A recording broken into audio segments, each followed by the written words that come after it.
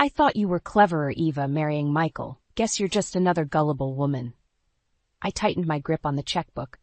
What do you mean, Ava? Aaron took a step closer, an icy smirk on his face. Enough. Hand over the checkbook now, or we finalize the divorce. You have no idea what you're starting here. I spat back, feeling my pulse quicken. With a dismissive chuckle, he shrugged. We'll see about that. 5 years. That's how long it's been since Michael's accident. Aaron, Michael's best friend, was there from the start, supporting me through the grief. A year after Michael died, I remarried. Aaron seemed like a lifesaver, stepping in just when I needed someone. I convinced myself that he loved me. But now, with his demanding eyes locked on the checkbook, I saw it all clearly. The subtle lies, the mounting demands. Aaron was never in this for love. He wanted control, and I had let him weave his web around me. I handed over the checkbook slowly, watching Aaron's triumphant smile. Inside, I was boiling over, but outside I maintained my calm. Aaron flipped through, checking the entries. Good. Now let's talk about the account changes I've been considering for us. There it was again, that word us, but every time he said it, I felt more like a pawn than a partner. I didn't respond immediately, letting the tension linger. Michael would have been smarter about this, you know, he added, his eyes not meeting mine. Those words hit like a punch to the stomach. Michael, always the comparison. Taking a deep breath, I willed my voice to stay steady. What exactly did you have in mind, Aaron? Just some reallocations, some investments. You'll be fine with it, he said, pocketing the checkbook. Investments. Right, for his mother's medical bills are more likely to continue his string of lavish purchases. What had happened to the man I thought I knew? Aaron, we need to talk. Seriously. I was losing my patience. This isn't working. He raised an eyebrow. Oh, it's working just fine for me. I couldn't hold back any longer. No, it's not, Aaron. You spend money like water. You're never home, and when you are, you're unbearable. This isn't a marriage. It's a transaction. You're draining me dry. Aaron's face twisted, his charming facade shattered. You think you can threaten me? You don't want this getting uglier than it already is. I took a step back, stunned by the venom in his voice. Are you threatening me? Just giving you a reality check, he said, voice low and menacing. Hand over the life insurance money, get ready for a nasty fight. It was in that moment I understood the full depth of his deceit. No more pretending, no more lies. With every word he spoke, he made my resolve stronger. I would outsmart him. Aaron didn't know it yet, but this was only the beginning. I'd do whatever it took to secure my life from him. He might think he's in control, but that was about to change. The first few months with Aaron were like a dream. We redecorated the house together, planned weekend getaways, and cooked dinner side by side. I began to believe that love had found me again. But gradually things shifted. Aaron started coming home late. At first he had excuses about meetings running over and work piling up. Then the reasons became vaguer. I stayed up waiting, but the silence was the loudest answer I got. One evening I confronted him as he walked in after midnight. Aaron, we need to talk. What's going on? Why are you always late? He shrugged, a hint of annoyance in his eyes. I've told you, Eva, work has been busy. Every night? Yes, every night. His voice rose, and for a moment I saw a stranger standing there. Why can't you understand? I'm doing this for us. I wanted to believe him, but his words felt hollow. The tension over money began soon after. Aaron demanded more allowance, explaining it was for his sick mother. I agreed without questioning, until I noticed the credit card statements. Expensive dinners, nightclubs, casinos.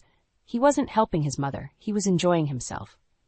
Aaron, I said, showing him the bills one morning. These charges don't seem right. We can't afford this lifestyle. He snatched the papers from my hand. I know what I'm doing, Eva. Mind your own business. But this is our money, I protested. We need to be responsible. Responsible, tearing the papers in half. You think you can lecture me about responsibility? You were the one sobbing over Michael's death. I'm the one keeping this house together. I bit my lip, anger welling up. Since when is wasting money responsible? Aaron's face darkened. You don't get it, do you? I'm done explaining myself. His attitude grew colder, his absences longer. The man I thought cared about me was fading, replaced by someone I barely knew. One night I returned home to find the living room lights dimmed. Aaron was at my laptop, fingers flying over the keyboard. What are you doing? I demanded. Just managing our finances, he replied, not looking up. On my private account? I stepped closer, fury boiling over. Get out of there, now! He finally turned to face me, eyes narrowing. You think you're smart hiding money from me? Well, think again. I have every right to be here. You have no right to access my private accounts. We're married, Eva. Everything you have is mine, too. No, Aaron, that's not how it works. You're crossing a line. Give me the life insurance money from Michael's passing, or it's over. Your choice. His words were a slap in the face. I knew I couldn't trust him. That night, as Aaron slept soundly, I lay awake, plotting my next move. I'd protect myself and my future. There was no running from this now. I would outsmart him, and he wouldn't see it coming. I started working part-time at a local bookstore. It wasn't much, but every dollar mattered now. Aaron had drained our accounts to the point we were barely making ends meet. He spent more time out than in, and I knew I needed a backup plan. When Aaron wasn't home, my mind raced. I stashed bits of my earnings into a secret bank account he didn't know about. It was risky, but it gave me some control, a small fragment of hope. One evening, I got home from work, tired but satisfied. As I entered the house, I noticed the eerie silence. Aaron's car was in the driveway, yet the house felt empty. I went straight to my desk and gasped. Aaron was there, logged into my bank account. What are you doing? I asked, my heart hammering in my chest. He didn't even flinch. I'm managing our money. You're reckless, Eva. You need guidance. You can't just take control of my account.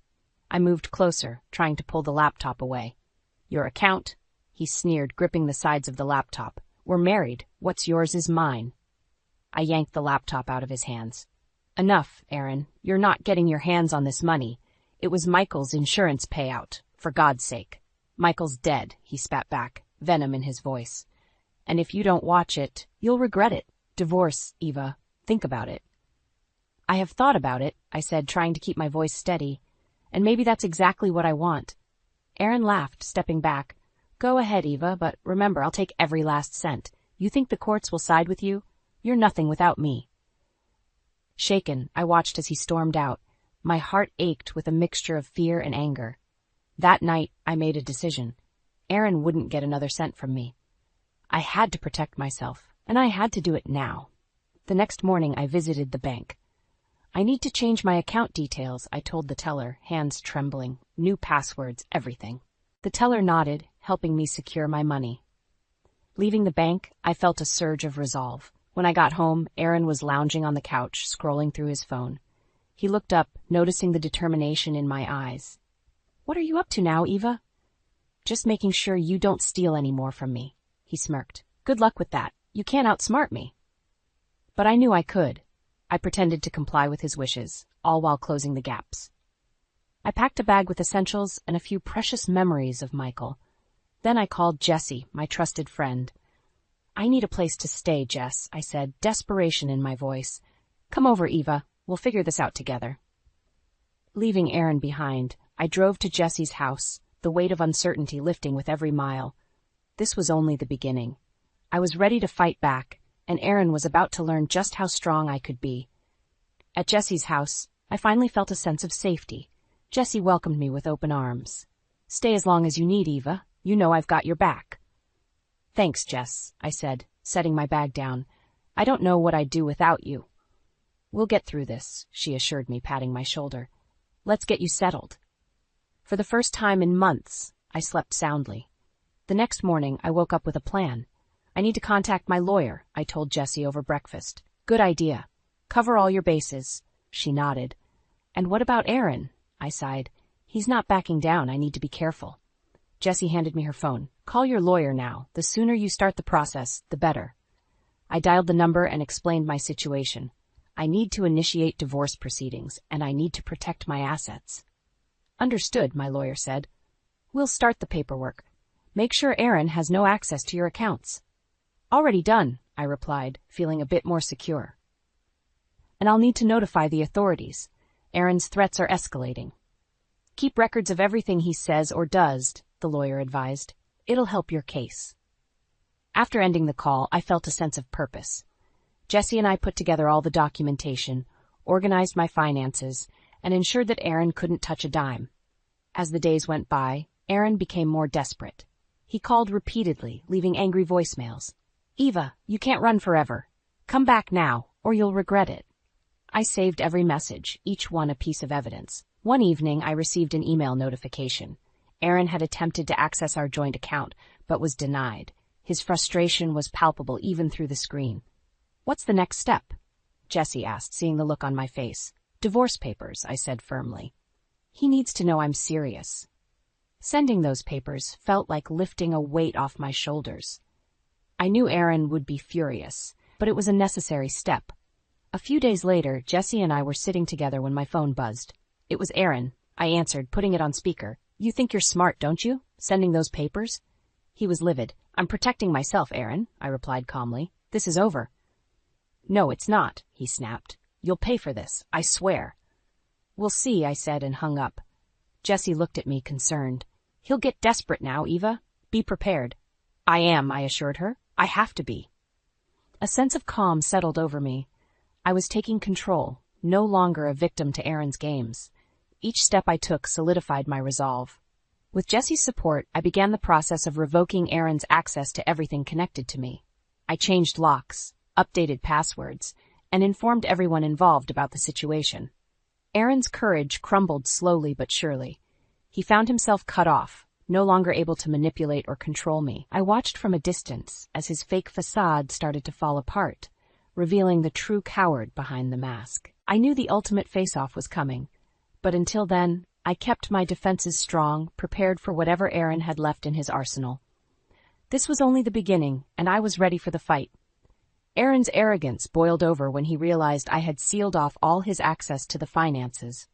One evening, as Jesse and I were catching up on the latest details, my phone rang.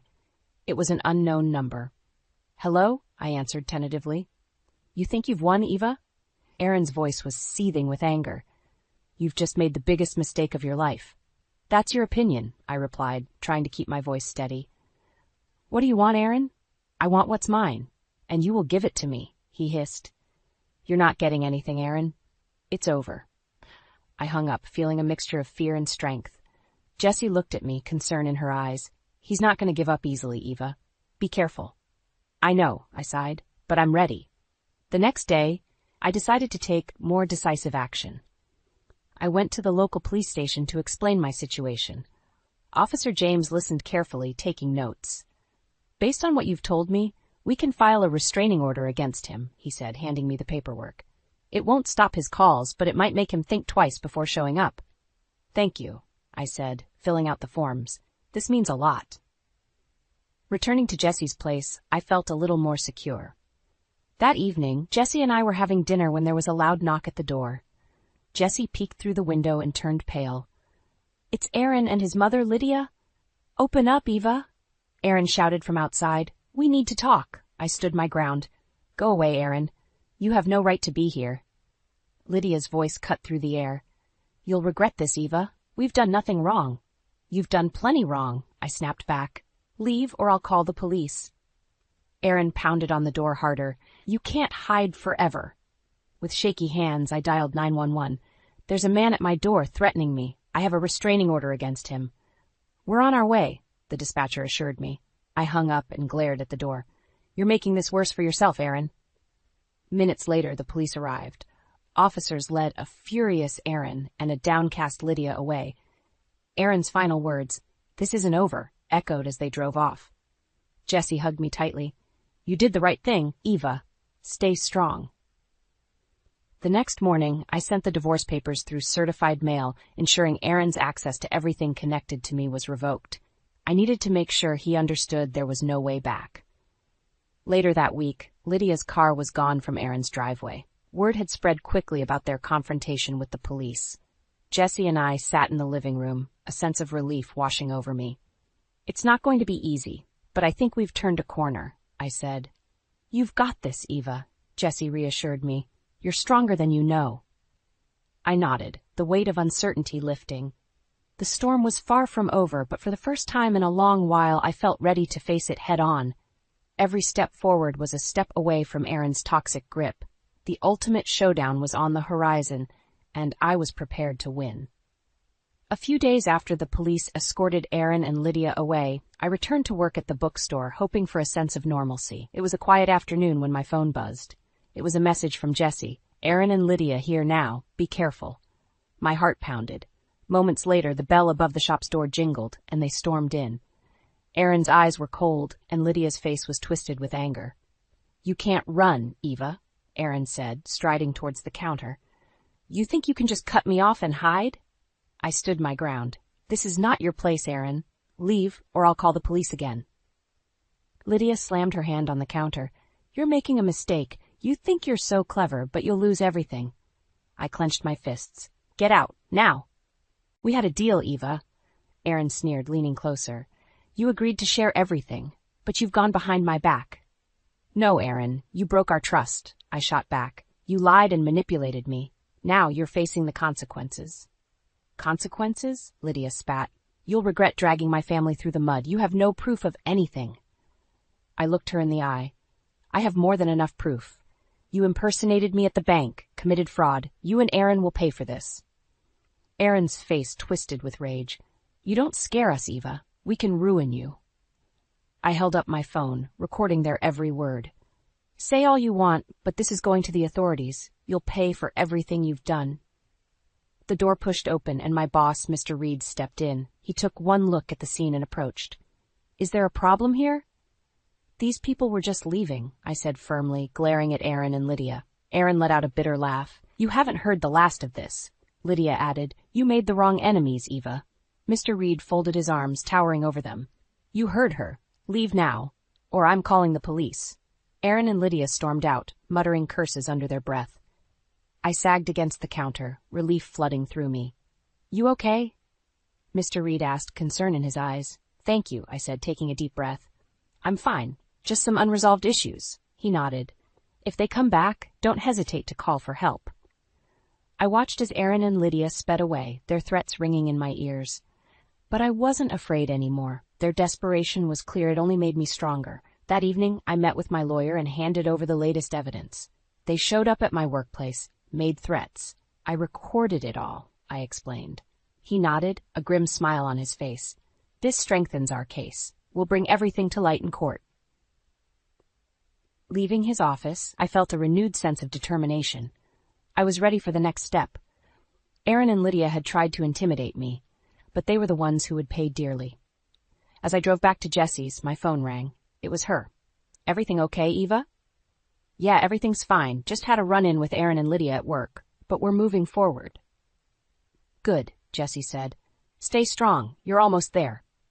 "I will," I promised, feeling the weight of her support. The ultimate showdown loomed on the horizon, and I knew I wouldn't face it alone. The fight for justice and peace had only just begun, but I was more than ready to see it through. The courtroom was packed. Aaron and Lydia sat across from me, their eyes burning with indignation. This was it, the moment of truth. My lawyer, Mr. Carter, stood and presented our case. "Your Honor, we have clear evidence of fraud and deceit committed by Aaron and Lydia against my client, Eva. They have manipulated finances, attempted illegal access to accounts, and made explicit threats." Aaron's lawyer tried to defend him. "Your Honor, these accusations are exaggerated. Aaron was just managing shared finances, and any accusations of fraud are unfounded." "Unfounded?" Mr. Carter countered, handing over the recording. "This recording, taken by Eva, explicitly captures Aaron and Lydia's threats and admissions of their actions." The judge leaned forward, listening intently. Aaron's face fell as his own voice echoed through the courtroom, spouting hate and threats. Lydia's expression turned cold, realization dawning on her. "Enough," the judge said, raising a hand. Turning to Aaron and Lydia, he continued, "I have heard enough to make my decision." Aaron looked panicked. "Your Honor, I was under a lot of stress. I didn't mean those things." "It's too late for excuses," the judge replied sternly. "The evidence is clear. You have committed fraud and shown a clear pattern of manipulation and abuse." Lydia stood up, desperation in her eyes. "Please, Your Honor, we didn't mean any harm." "Sit down," the judge commanded, and Lydia obeyed, her face ashen. The judge's gavel came down with a sense of finality. Aaron and Lydia are to repay the misappropriated funds and will face legal consequences for their fraudulent actions. I breathed a sigh of relief. It was over. Justice had been served. Aaron's face crumbled, tears of anger and disbelief streaming down his cheeks. Lydia looked defeated, her plans falling apart before her eyes. Outside the courthouse, Mr. Carter gave me a reassuring smile. "You did well, Eva. This is a significant victory." "Thank you," I said, feeling the weight lift off my shoulders. "Now you need to focus on rebuilding your life," Mr. Carter advised. "You've shown incredible strength." Walking away from the courthouse, I saw Aaron being led away, handcuffed. He caught my eye, his rage clear. "You haven't seen the last of me," he growled. I didn't reply, just kept walking. His power over me was gone. That evening, Jessie and I celebrated quietly. "To new beginnings," she toasted. "To freedom," I echoed, clinking glasses. Aaron's downfall was public and complete. He lost his job, his reputation, and now faced a significant financial penalty. Lydia withdrew into isolation, her social standing tarnished beyond repair. My life was far from perfect, but I felt hopeful, for the first time in years. The storm had passed, leaving behind the wreckage of Aaron's deceit. I was ready to rebuild, stronger and wiser than before. As I went to bed that night, I couldn't help but smile. The fight was over, the battle won. And while Aaron and Lydia faced the consequences of their actions, I had reclaimed my life. The scars would heal, and with each passing day, I would find peace and strength anew. The weeks after the court ruling were a whirlwind. Life slowly started to piece itself back together. I stabilized my job at the bookstore, dived into work, and found solace in the daily routine. Jessie remained my rock, always there with a reassuring word or a comforting hug. One afternoon, while shelving some books, a soft-spoken voice interrupted my thoughts. "Excuse me, could you help me find The Great Gatsby?" I turned to see a tall man with gentle eyes and a warm smile. "Sure, it's just over here," I said, leading him to the classics section. "Thank you," he said, looking thoughtfully at the books. "I'm Patrick, by the way." "Eva," I replied, shaking his hand. "Do you need help with anything else?" Patrick smiled. "Just looking for something good to read. Any recommendations?" We spent the next few minutes talking about books. There was something calming about him, an air of genuine kindness I hadn't experienced in a long time. Over the coming weeks, Patrick became a regular customer, and then a friend. One evening, as I closed the store, Patrick waited outside. "Care for a coffee?" he asked, a hopeful expression on his face. "Sure." I nodded, feeling a nervous excitement. At the cafe, the conversation flowed easily. Patrick shared his love for literature, his adventures as a travel writer. I listened, feeling a warmth I hadn't felt in years. "Eva, you're amazing," Patrick said, his eyes sincere. "You've been through so much, yet here you are, standing strong." I smiled, blushing slightly. "It hasn't been easy, but I've had good friends to help me." He reached across the table, gently squeezing my hand. "I'd like to be one of those friends, if you'll let me." We continued to see each other, slowly building a bond. Patrick was careful, gentle, never pushing, always respectful. It was refreshing, a stark contrast to the chaos Aaron had brought into my life. One afternoon, while sorting through some old photos, I found a picture of Michael. Tears welled up in my eyes. Jessie, noticing my distress, sat beside me. "It's okay to remember, Eva," she said softly. "It's part of healing." "Michael was my safe place," I whispered. "I miss him every day. And it's okay to miss him," Jessie said. "But you deserve happiness, too." It was as if a weight had lifted. The memories of Michael would always be a part of me, but they didn't have to anchor me to the past. They could live alongside new memories, new happiness. Months went by, and Patrick stayed by my side. One day, as we walked through the park, he stopped and looked at me. "Eva, I care deeply for you. Will you let me be a part of your life?" It was a big step, but I felt ready. "Yes, Patrick, I'd like that." In that moment, I realized I had regained control of my life. Aaron's shadow no longer loomed over me.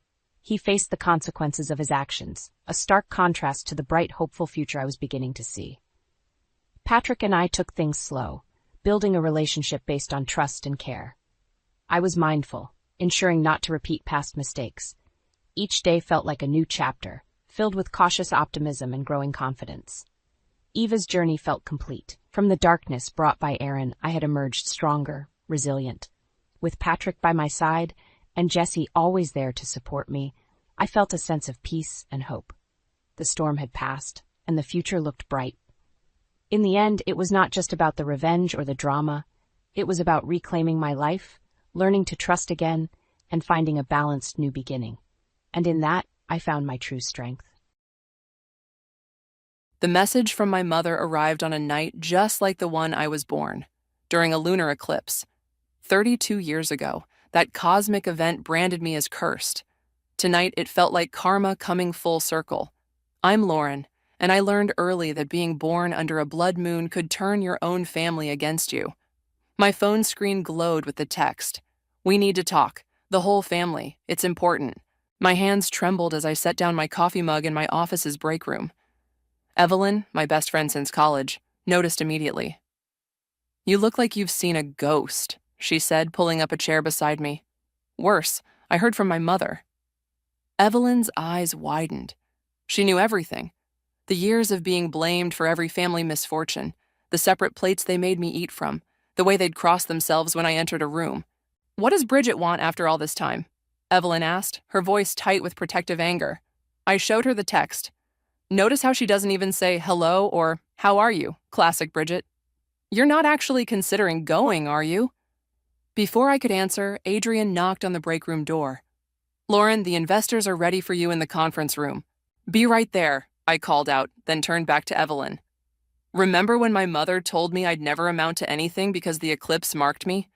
That I should be grateful if I could even hold down a job as a waitress?" Evelyn nodded, her jaw clenching. "Well, I'm about to close a deal that'll make this company worth 9 figures. Some curse, huh?" "Lauren," Evelyn grabbed my hand. "You don't owe them anything." "I know." I stood up, straightening my blazer. But maybe it's time they learned exactly what their cursed daughter became. The investment meeting went perfectly, but my mother's message haunted me throughout. That evening, I sat in my penthouse apartment, staring at old family photos I kept hidden in a drawer. There was Blair, my younger sister, always in the center, always wearing the best clothes. Zion, my older brother, deliberately standing apart from me in every shot. And my parents, Bridget and Leo, their faces tight with worry whenever I was nearby. My phone buzzed again. This time it was Blair. "Mom told me she messaged you. Please come. Things aren't good." I poured myself a glass of wine and walked to the floor-to-ceiling windows overlooking the city. The partial eclipse was visible now, the moon slowly disappearing into shadow. I thought about the last time I saw them, 10 years ago, when I left home with nothing but a backpack and determination. "You'll come crawling back," Leo had shouted after me. "No one will ever hire you. No one will ever trust you. The eclipse marked you." Another message buzzed through. "Lauren, it's Mom. We're meeting Saturday at 7 p.m. at the Grove restaurant. Please come. We need you." I laughed darkly at those last 3 words. Now they needed me. After years of treating me like I was radioactive, I called Evelyn. "They want to meet at the Grove," I said when she answered. "The restaurant you own?" Evelyn asked, surprise evident in her voice. "The very one. They don't know I own it, of course. They probably chose it because it's the most expensive place in town, thinking they'd burden me with the bill." "Oh, this is too perfect," Evelyn chuckled. "What are you going to do?" I watched my reflection in the window, superimposed over the darkening moon. "I'm going to give them exactly what they want, a chance to see what their cursed daughter became. But first, I need to make some arrangements." "You're plotting something," Evelyn said, knowing me too well. "Let's just say Saturday night will be an eclipse they'll never forget." I took another sip of wine. "Call Adrian. We're going to need his help with this." After hanging up, I finally replied to my mother's text, "I'll be there." The response was immediate. "Thank you, Lauren. We have so much to discuss." I bet we do, I thought, watching the last sliver of moon disappear into darkness. They wanted to see me? Fine. But this time, I'd be the one controlling the shadow show. My phone lit up one final time, Adrian confirming he was on board with my plan. Perfect. Saturday night wouldn't just be a family reunion, it would be a reckoning. I raised my glass to the darkened moon, making a toast to the cosmic irony of it all. They'd spent my whole life treating me like a curse. Now they'd learn that their real mistake wasn't in believing in bad luck. It was in creating their own. The Grove's private dining room felt smaller than I remembered, despite being the one who'd designed it. My family filtered in one by one, their expressions a mix of desperation and forced smiles. I'd arrived early, choosing a seat that faced the door, wanting to watch their entrance like the performance it was sure to be. Bridget came first, her silver hair perfectly coiffed but her designer bag noticeably worn. "Lauren, darling." She moved to hug me, but I remained seated, forcing her to awkwardly pat my shoulder instead. "Mother," I said coolly, noting how her lipstick slightly trembled. Leo followed, looking older than his 59 years. His once proud stance now stooped with what I assumed were the weights of his poor financial decisions.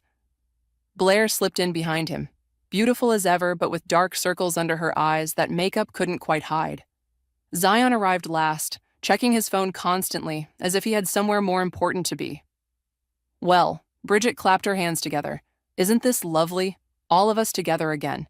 "Let's skip the pretense," I said, watching the waiter I'd specially selected pour water into their glasses. "Why are we here?" Blair shifted uncomfortably in her seat. "Lauren, can't we just catch up first? It's been 10 years. 9 years, 8 months, and 13 days, I corrected. But who's counting? Leo cleared his throat. "You look successful, Lauren." "Surprised, Dad?" "Now, Lauren," Bridget interjected. "We know we've had our differences, but family is family. We've been thinking about you so much lately." "Thinking about me, or thinking about what I might be able to do for you?" The waiter returned, distributing menus. I noticed how their eyes widened at the prices, exactly as I'd predicted. "Order whatever you'd like," I said sweetly.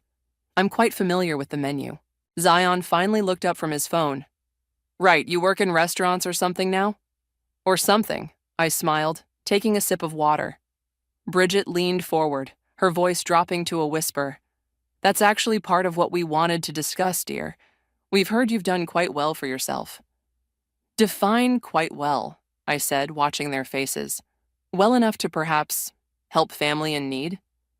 Leo's voice cracked slightly. There it was.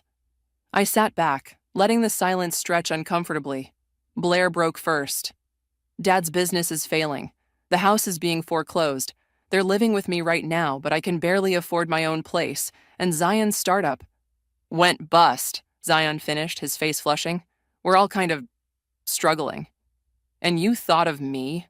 I laughed, but there was no humor in it. The cursed child? The one who would bring nothing but bad luck? "We were wrong." Bridget reached for my hand across the table. I pulled back before she could touch me. "We were so wrong, Lauren. About everything." "Wrong about what exactly? About making me eat in the kitchen while everyone else had dinner at the table? About refusing to attend my high school graduation because it fell on a full moon? About telling every potential friend that I was marked by evil?" Leo's face darkened. "We were trying to protect the family. You were protecting yourselves from your own daughter." My voice rose slightly, causing heads to turn at nearby tables. I took a deep breath, regaining composure. "Please." Bridget's eyes welled with tears. "We need help. We're family." I stood up slowly, smoothing my dress. "You know what? You're right. We are family, and family should know everything about each other. So before we discuss any kind of assistance, I think we should have another meeting. Tomorrow night, same time." "But Lauren," Blair started. "Tomorrow night," I repeated firmly. "I'll text you the address, and then you'll learn exactly what your cursed daughter has been up to these past 10 years. "We'll be there," Bridget said quickly, hope flickering in her eyes. I walked to the door, then turned back. "Oh, and don't worry about the bill tonight. It's been taken care of." As I left, I heard Zion ask, "How can she afford this place?" I smiled, pulling out my phone to text Adrian. They took the bait. Tomorrow night, we show them everything. His response came quickly. "The presentation is ready. They won't know what hit them." Walking to my car, I looked up at the night sky. The moon was full now, no eclipse in sight. Tomorrow, I'd show them that the only real curse in our family was their own blindness. And unlike an eclipse, this revelation wouldn't be temporary. "Are you sure you want to show them everything?" Evelyn asked, helping me set up the conference room for the evening's revelation. "Once you do this, there's no going back." I adjusted the projector screen, making sure it was perfectly centered. They need to see what their cursed daughter built while they were busy avoiding my shadow. Adrian walked in carrying a stack of folders. "Financial reports are ready. 10 years of growth, all documented, from your first food truck to your current restaurant empire." The memory of that first food truck made me smile. "Remember how we started, Evelyn? $200 in my pocket and your grandmother's recipe book. And now look at you. She gestured around the sleek corporate headquarters. 15 restaurants across 3 states, and the Grove franchise about to go national. Adrian began placing the folders at each seat around the conference table. Don't forget the cooking show deal that's being finalized next week. My phone buzzed, a text from Blair. Where exactly is this place? It looks intense. I sent her the lobby code, then turned to Adrian. Show me the presentation one more time. He dimmed the lights and started the slideshow.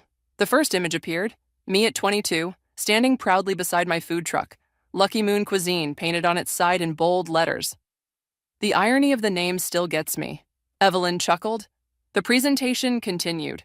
Newspaper clippings of my first restaurant opening, magazine features about the youngest restaurateur in the city's history, photos of celebrity clients, revenue charts showing exponential growth. Stop there, I said, pointing to a particular slide. Make sure this one stays up longer than the others. I want them to really see those numbers. Adrian nodded, making the adjustment. They're going to be shocked when they realize you could buy their foreclosed house 10 times over without blinking. The security desk called up. My family had arrived. I straightened my blazer and took a deep breath.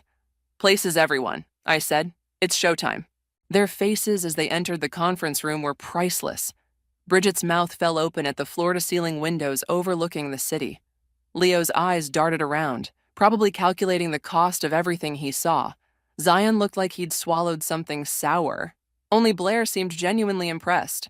Lauren, what is this place? This, I gestured around, is my office. Please take a seat. They sat down awkwardly, looking out of place among the pristine modern furniture and state-of-the-art technology. Before we discuss any financial arrangements, I said, standing at the head of the table, I want to show you exactly what I've been doing since I left home. Adrian dimmed the lights again and started the presentation. The food truck photo appeared, and I heard Bridget gasp. You ran a food truck? Leo's voice dripped with disdain. I owned a food truck, I corrected him. The first of many businesses. The slides continued. With each image, each headline, each growth chart, their expressions shifted from confusion to disbelief to dawning realization. When the Grove franchise slide appeared, Zion stood up so quickly his chair rolled backward. Wait, you own the Grove? Where we ate yesterday? I own all 15 Groves, I said calmly, along with several other restaurant concepts across the country. Bridget's hand trembled as she reached for her water glass. But how? You were supposed to be cursed, I finished for her. Unlucky? A burden on the family? I walked around the table slowly. Turns out the only curse was the one you created with your own superstitions and cruelty. Adrian advanced to the final slides. My net worth, property holdings, and future projections. The numbers were impossible to ignore. Leo's face had gone pale. All this time, I confirmed. While you were warning people away from me, I was building an empire. While you were ashamed of your cursed daughter, I was being featured in Forbes. While you were living in fear of my bad luck, I was creating my own fortune. Blair started crying softly. Lauren, I'm so sorry. We were so wrong. Yes, you were, I said, turning the lights back on. And now you've come asking for money from the very daughter you threw away. We didn't throw you away, Bridget protested weakly. Really? I opened one of Adrian's folders and pulled out a photo. This is from my college graduation. Notice how none of you are in it, or this one from my first restaurant opening, or my 30th birthday? The silence in the room was deafening. So, I closed the folder with a sharp snap. Now that you know exactly who you're asking for help, let's talk about what you really came here for. I sat down at the head of the table, feeling the weight of a decade of success behind me. Tell me, what makes you think you deserve a single penny of your cursed daughter's fortune? The silence stretched like a rubber band about to snap. Bridget dabbed at her eyes with a tissue while Leo stared at his hands. Zion kept glancing between the presentation screen and me, as if trying to solve a complex equation. Blair broke the tension first. We don't deserve anything from you, Lauren. What we did, what we allowed to happen, it was wrong.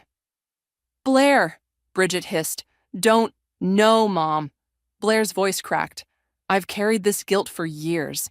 Do you know what it was like watching you isolate my sister, making her eat alone, telling my friends she was dangerous. I hadn't expected this from Blair. She'd always been the golden child, the safe one, the lucky one. You were just a child, Leo started to say. I was old enough to know it was wrong, Blair shot back, and I did nothing. I just watched and stayed quiet because I was scared you'd turn on me too. Adrian cleared his throat.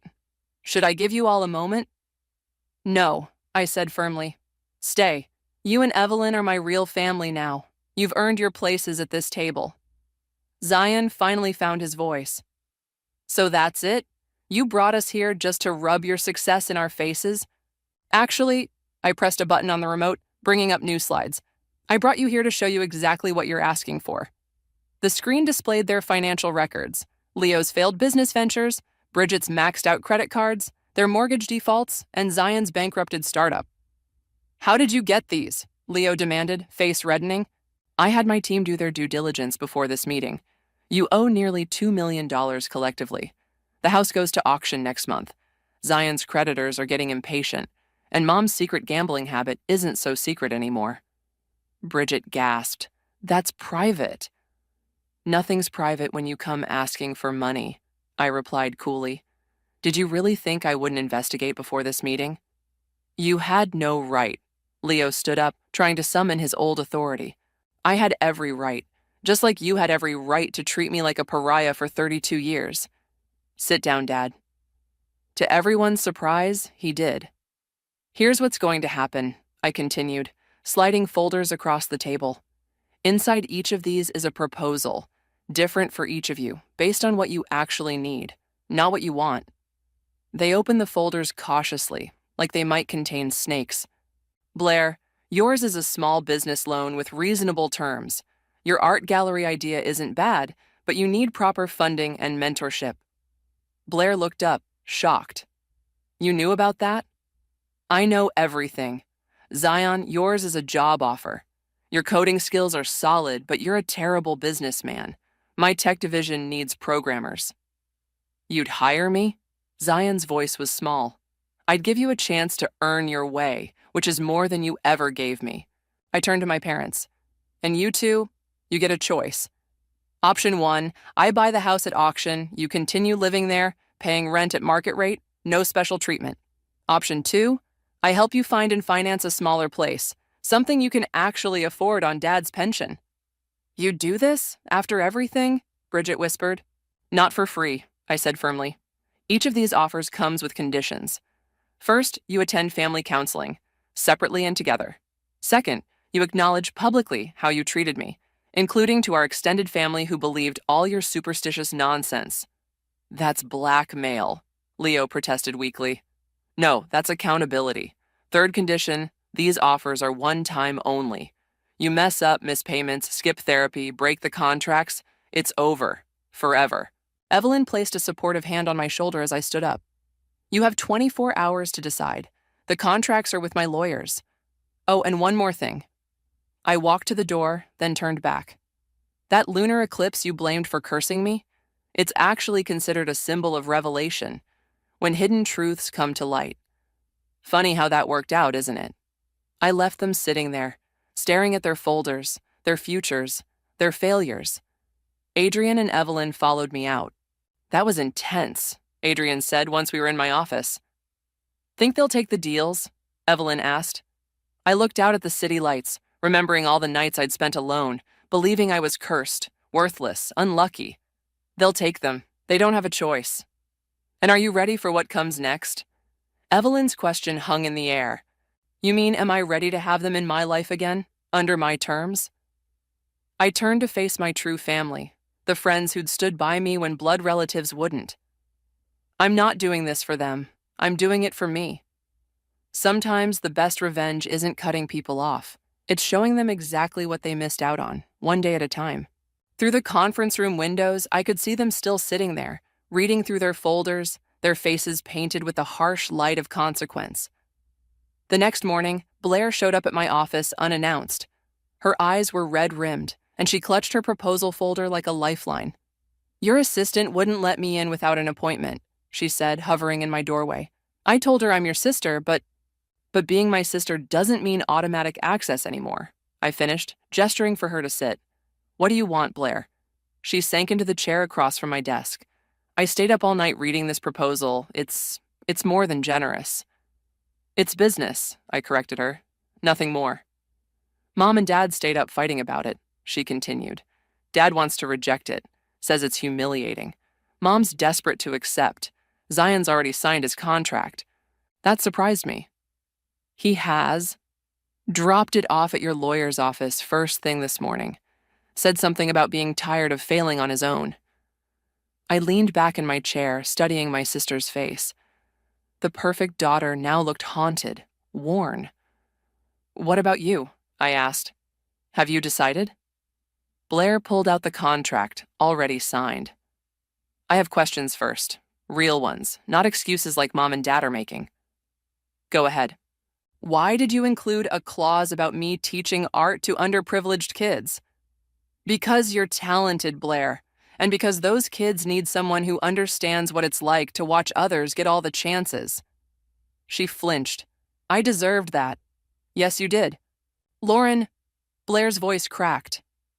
Last night, after everyone left, I went through my old diaries. Every time I wrote about you, it was always with this mixture of guilt and relief. Relief that they focused their superstitions on you instead of me. Touching, I said dryly. No, let me finish. She straightened up. I was a coward. I watched them destroy your childhood because I was grateful it wasn't mine they were destroying. But you know what the crazy thing is? You're the only one of us who actually made something of yourself. My office door opened and Evelyn walked in, stopping short when she saw Blair. Sorry, she said. Didn't know you had company. It's fine. I waved her in. Blair was just leaving. Actually, Blair stood up. I wanted to say one more thing. I know you're doing all this to prove a point, to show them they were wrong, but I think you're also doing it because somewhere deep down, you still care what happens to us. You're wrong, I said flatly. Am I? You could have just told us no. Instead, you created customized proposals that actually give us chances to improve our lives. That's not revenge, Lauren. That's responsibility. Something Mom and Dad never showed us. Evelyn moved to stand beside my desk, her presence a silent support. The contracts need to be signed by 7 tonight, I reminded Blair. All or nothing. If Mom and Dad don't agree, all deals are void. I know. Blair headed for the door, then paused.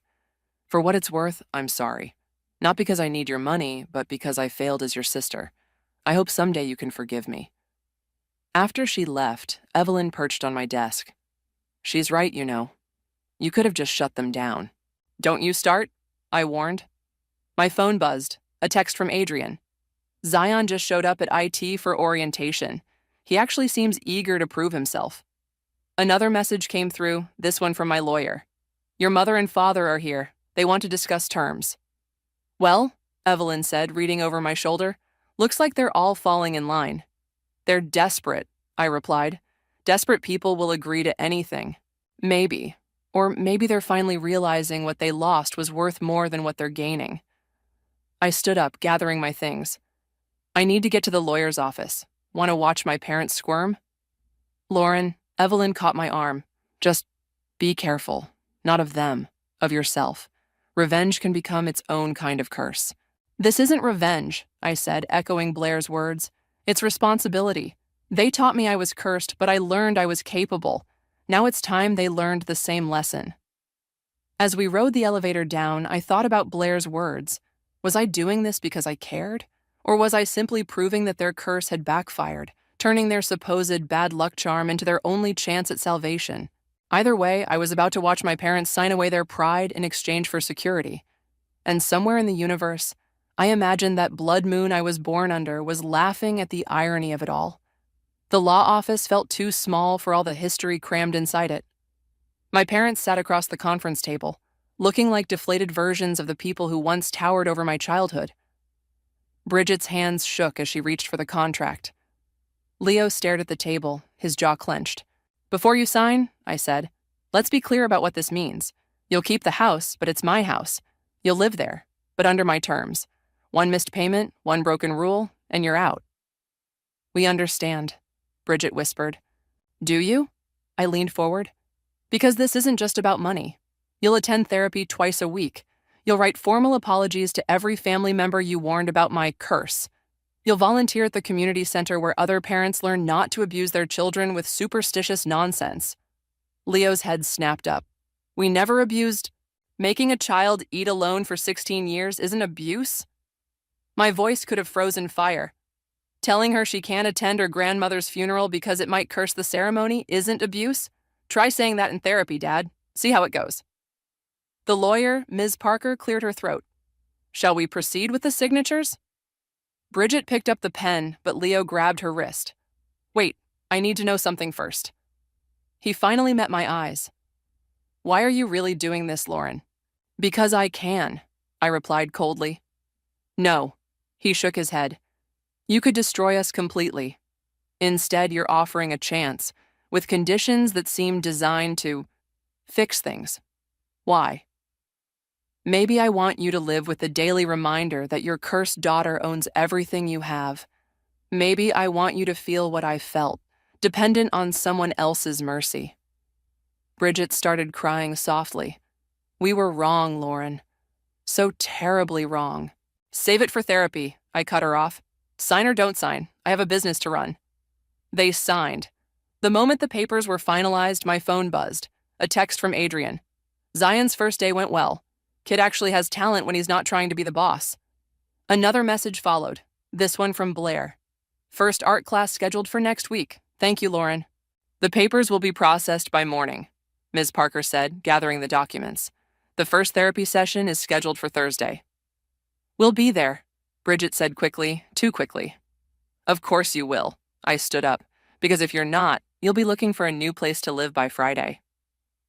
Lauren, Leo called as I reached the door. The lunar eclipse, the night you were born. I turned back. Yes? I was the one who started it all. The superstition. Your mother just followed my lead. I was scared. Scared of having a daughter born on such a dark night. Scared of what it might mean. But I was wrong. The darkness wasn't in you. It was in me.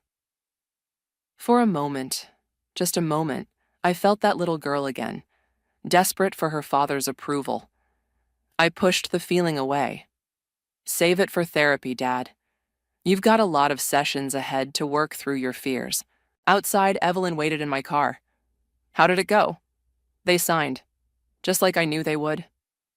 And how do you feel? I looked back at the building where my parents were probably still sitting, shell-shocked by how completely their lives had changed. I feel nothing and everything. They're going to hate living under my rules, my control, just like I hated living under theirs. But you're giving them a chance to change, Evelyn pointed out. I'm giving them what they never gave me, an opportunity to prove they can be better. My phone buzzed again. A message from the family group chat Zion had created. Zion, first day done. Lauren's company is incredible. Blair, art supplies arrived for the classes. Still can't believe this is happening. Bridget, we signed. Lauren, thank you for not giving up on us completely. Leo, we'll do better this time, I promise. I didn't respond. Promises were easy. Change was hard. They'd learned that in therapy. Take me back to the office, I told Evelyn. I need to check on Zion's progress, review Blair's art program budget, and make sure the property transfer for the house is processing. Look at you, Evelyn smiled, taking care of everyone, even after everything. I'm not taking care of them, I corrected her. I'm making them take care of themselves. There's a difference.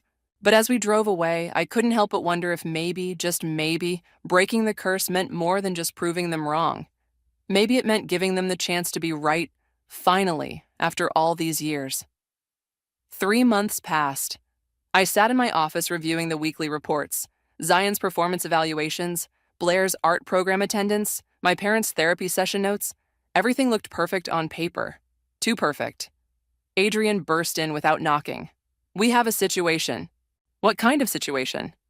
Your father's at the Grove. He's drunk, telling everyone who will listen about how his cursed daughter is controlling their lives. My stomach clenched. Get the car. When we arrived at the Grove, Leo was standing on a chair in the main dining room, wine glass in hand. Bridget pulled at his sleeve, trying to get him down. My daughter thinks she can buy our love back, he announced to the horrified diners. She thinks money can erase what we did. Dad, I said sharply, get down. He spun toward my voice, nearly falling. There she is, the cursed child who became queen. Are you happy now, Lauren? Are you satisfied? Security, I called out, but kept my eyes on Leo. Clear the dining room. As guests were escorted out, Leo finally stepped down from the chair. His eyes were red, wild. I can't do it anymore, he slurred. The therapy, the confessions, the constant reminder that we ruined everything. Leo, please, Bridget begged. You're going to ruin this too. That's the point, he shouted. I want to ruin it. I want her to kick us out, take it all away. At least then we'd have our pride. Pride? I laughed bitterly. Is that what you call it? The pride that made you abuse your daughter? The pride that's making you drunk in my restaurant? Your restaurant, he spat. Everything's yours now. Our home, our lives, our dignity. You gave up your dignity long before I took control, I said coldly. The moment you decided a lunar eclipse meant your daughter was cursed, you lost everything that mattered. Blair and Zion burst in, obviously called by Bridget. Dad, what are you doing? Blair cried. Getting free, Leo stumbled. I'd rather be homeless than live under her power. Zion stepped forward. Like we lived under yours? At least Lauren's giving us chances to succeed. All you gave us was fear. Don't you dare defend her. Leo swung around. She's destroying our family. No, Dad, I said quietly. You destroyed our family. I'm just showing you the wreckage. Lauren, Bridget stepped between us. Please, he's drunk. He doesn't mean... Yes, I do, Leo roared. I meant every word back then, and I mean them now. You were born cursed, Lauren, and now you're cursing us right back. The room fell silent. Even in his drunken haze, Leo seemed to realize he'd crossed a final line. Well, I said, my voice steady despite the trembling in my hands. Thank you for making this easy. You've violated the contract. You have 24 hours to vacate my house. Lauren, no. Blair grabbed my arm. Please, he's just... Showing his true colors? I pulled away. Good, I was starting to think I was the only one who could see them. You can't do this, Bridget whispered. Actually, I can, and I will. I turned to security. Please escort Mr. and Mrs. Brewer out. They're banned from all my properties. What about us? Zion asked quietly. I looked at my siblings, really looked at them. Blair, who'd been trying so hard with her art programs. Zion, who'd become one of our best programmers. Your contracts are separate.